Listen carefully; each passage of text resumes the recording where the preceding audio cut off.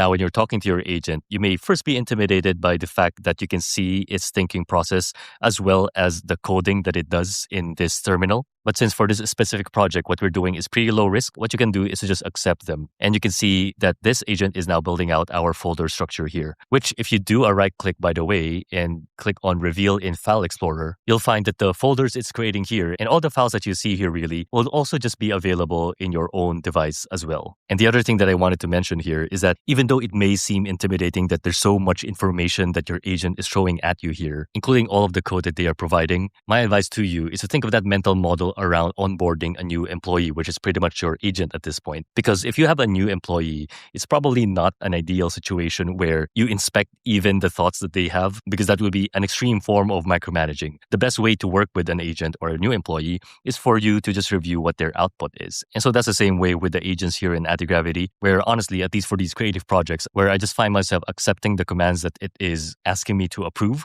because the project that we're working on is pretty low risk anyway. But cool, now that we have our folders set up, you can see that it also describes for us what those folders are for in the first place.